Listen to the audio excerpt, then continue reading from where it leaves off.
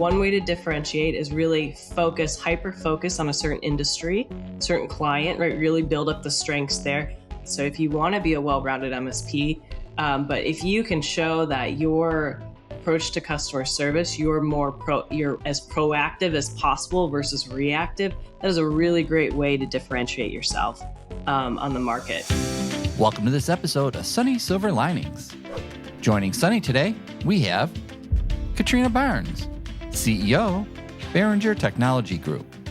Now, here's your host, the visionary founder and CEO of IT by Design and MSP Talent Authority, Mr. Sunny Kayla. Over to you, Sunny. Hi, Katrina. Welcome to the show. Thank you. Thanks for having me. Thanks for coming to my podcast, and I truly appreciate you.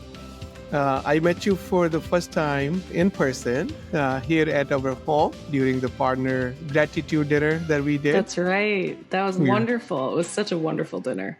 Thank you. And thank you for your partnership and collaboration that we do together here, and I appreciate that. So I want to start with learning a little bit more about you. So it's been a while that a women leader came to my podcast. It's been a couple of months now. So I'm so excited about this, that you are here. And I want to learn a little bit more about you. Start with your kind of like a career journey, just a summarized version. Sure. Yeah. Well, super excited to be here and be in the space. Bring, I think, a female perspective to it.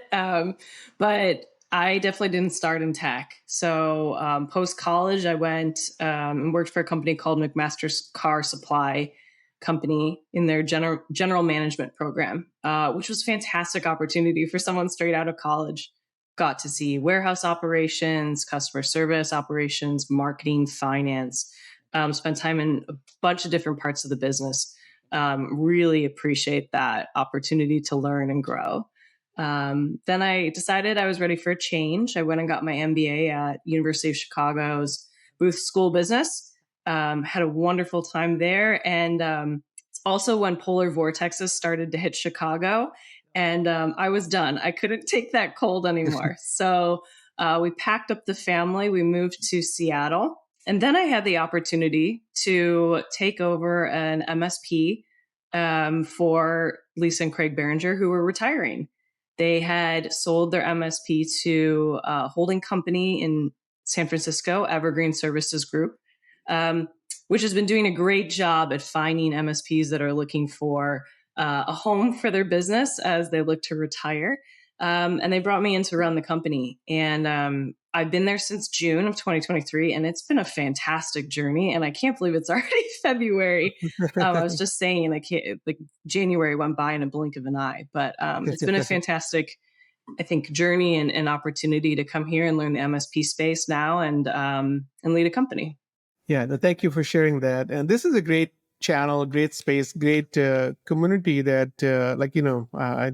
I'm excited about you and your future, your way forward here in the MSP channel.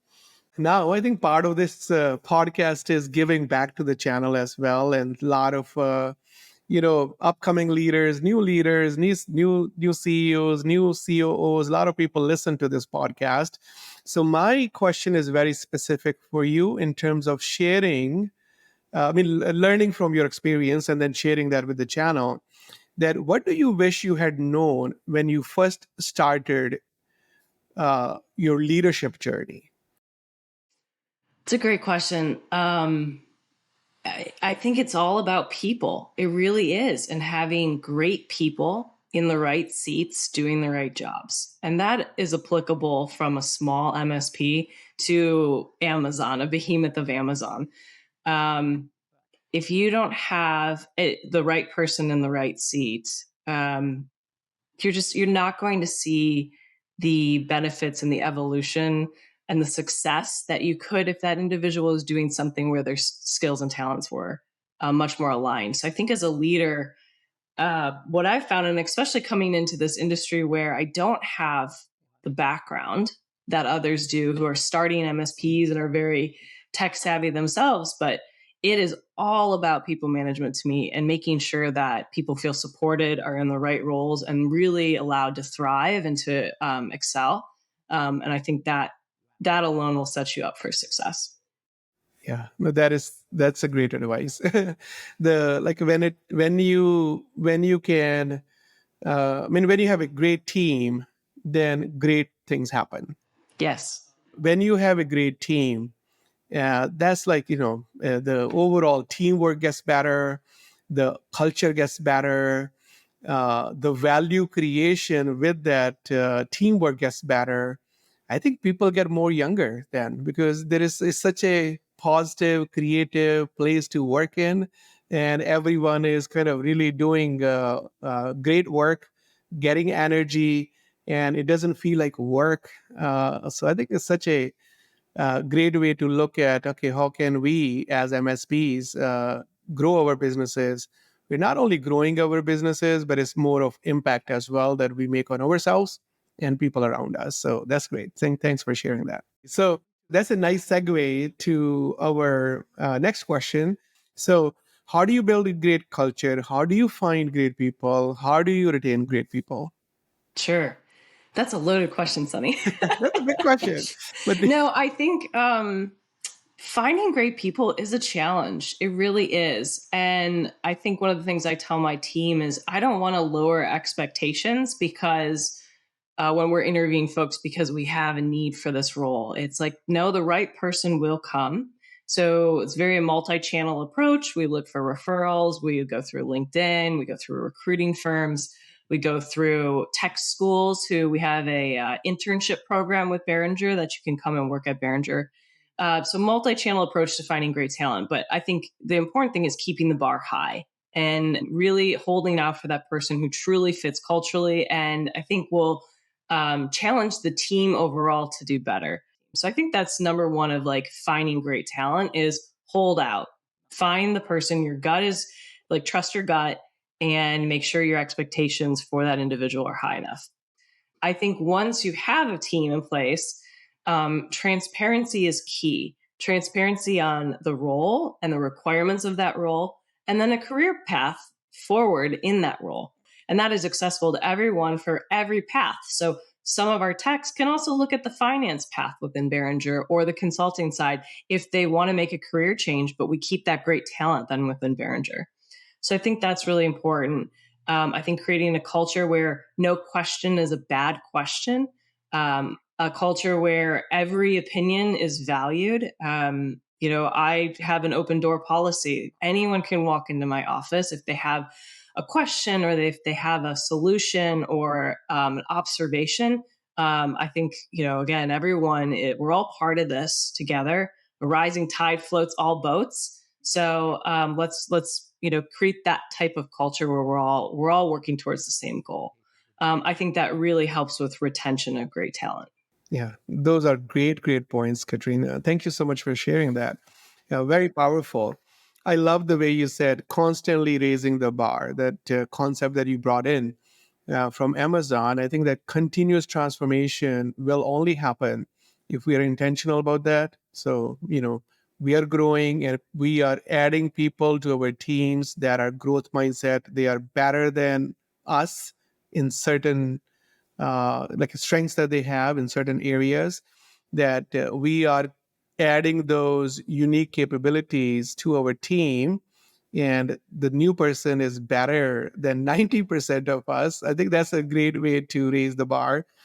And also the talent alignment that you mentioned, that okay, if someone's unique strengths are not aligned with this role, okay, do they have those gifts that you can align them somewhere else? So overall, not losing that talent, not managing them out, but managing to different seats based on their strengths.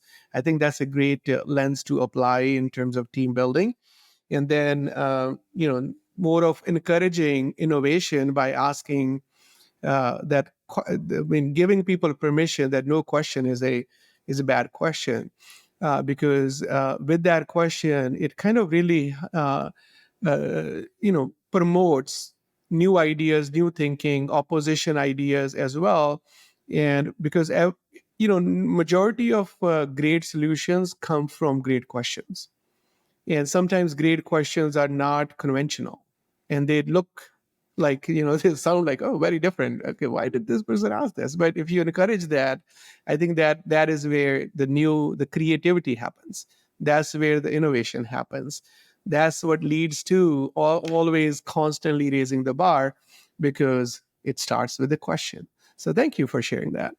Like, now when you're in the channel, so you have some big company thinking, you have now some MSP thinking, like you're very well-rounded leader and entrepreneur now, with the lot of diverse experiences that you have had in terms of size of business, industries, different things. So when you talk about a differentiator, like we all, as businesses, have to have our trademark strength as a company as well. So, what's your advice to MSPs where they want to create that differentiator for themselves? So, can you share some thinking there? Yeah, I think that's a great question, because the MSP space, there's a bunch of us, right? You can take different avenues on this, but one way to differentiate is really hyper focus on a certain industry, certain client, right? Really build up the strengths there. We have a practice within Evergreen that just does dentist office, right? And he is incredibly specific, and that is his differentiator. Um, I think customer service is a great way to differentiate. So if you want to be a well-rounded MSP, but if you can show that your approach to customer service, you're as proactive as possible versus reactive, that is a really great way to differentiate yourself on the market. I also think that tech tech is changing so fast. Its half-life continues to get smaller and smaller. And especially we've got AI out with Chat GPT and Microsoft's Copilot now. I think really, if an MSP can stay at the forefront, at the vanguard of all of the new changes in technology, that's a fantastic way as well to really differentiate yourself from other MSPs within your area, and give yourself that little level up when talking to prospective clients. Yeah, no, that's a great thought in terms of what are the strategies that we can use to create something different that does not exist in the marketplace when you are MSP. And so I think one way to look at what you said there, just to add to that thinking, is like, if you have something unique, like what are your uniques? It could be from the customer service that you were sharing, like what is your approach to customer experience? Are you doing something unique there? Is your product so unique? Is it something that you have that your competition don't have? Is your unique, and you can Yeah, trademark it. I think with Beringer, I think what makes us really unique in particular is we are taking that very proactive approach. So we have a VCIO program. We meet quarterly with our clients. We talk through proactive strategies of where their tech needs to go. And I think that's something we've heard from our clients too. They're looking for a partner that can be that tech thought partner in the development of their business themselves. And so I think that really leverages us up and is a unique trademark to our MSP. So I think, we like to think of ourselves as you can come to Behringer and it's a one-stop shop for all of your tech needs. And that's what we look to as our differentiator. That is so awesome. So when you are in the channel, when I'm sure you're well connected, Evergreen alone has a really really strong community, and it's very now big and strong. And I was looking at some news yesterday as well from the overall leadership transformation there as well. Um, the question for you is, where do you see MSP businesses going from? Like, where do you see this channel going? What do you see coming up in the next 2 years where we need to know today and make sure that if that's something that we want to go towards in our vision and our strategy, business strategy is aligned with that future? What do you see? Yeah, I mean, I think the biggest one is it's already here, but it's going to continue to develop. But it's AI. I think that one is something where MSPs can really start getting your feet wet in that right now, because it's not going away and it's just going to get bigger and more refined over time. And there's plenty of opportunities for how that can help us internally, but also our clients. And I think really getting our feet wet, understanding it, learning AI is going to make a huge difference in differentiating MSPs, but also where the industry is going. I think beyond 2 years, Sunny, we're seeing a shift in leadership right now for many companies. You're getting leaders in decision-making positions that have grown up with tech, that, have had it either from birth or from when they, from very young. I remember getting our first family computer when I was 5 and having that in the house. My dad had got a laptop not too long after, and it was probably triple the size of the one I have today. But so when you're getting decision makers in power that have tech background, their questions of what they're looking for in an MSP are going to be different. And it's not so much about the basic technology, but it's going to be a lot more nuanced in talking about cybersecurity, talking about advancements on tech in general and how they can leverage that for their businesses. So I think the industry, I've heard the phrase, janitor IT services, right? I think a lot of that is just going to go by the wayside, frankly, as we continue to go in the future, because you're going to find business leaders who know that, and people within the company, workers who just have an innate sense of tech. But it's going to be what's coming new. How are there ways to innovate that and leverage that for the business, that if an MSP can shift and really have that specific knowledge and that focus, I think that's really going to serve you well. That is so good. I see it with my kids, even like where I started with learning computers to where they started learning the questions that they have about computers versus my generation have when they call a tech company. It is different, right? So Sean, my little one, I have to go to him now to get my things done with my iPad and my iPhone and all that good stuff. And what he doesn't know is cybersecurity piece. I can see it when he comes to the workforce, like the young generation. They just they're not going to call help desk to get, okay, my internet is not working. They get it as much as that help desk get it. What's going to change is that, hey, how do I keep this safe? Yes. And how can basically what advice do you have for me to get more empowered with technology? And I think those are the changes that I can see it, I can feel it with my own experience. What you just said, like I was applying that to myself, and I'm like, my kids, that generation, which is already my middle one, elder one, they will be the users that we will deal with. And for those users, questions will change. The context may stay the same, but questions will change. And it's going to be just MSPs that understand that are aware of it. And they are constantly raising the bar to get there first. They will win. They will win. So I appreciate that. And thank you for sharing that, Katrina. Thank you. Thank you for coming to my podcast. I truly appreciate you and your partnership. And I wish you all the best. Thank you, Sunny. Thanks for having me. This was a great conversation. Happy to be part of your podcast and look forward to listening to future podcasts that you put on your channel as well. Thank you. Thank you, Katrina. Thank you for watching Sunny's Silver Linings. Don't forget to like, share, and subscribe. See you next time.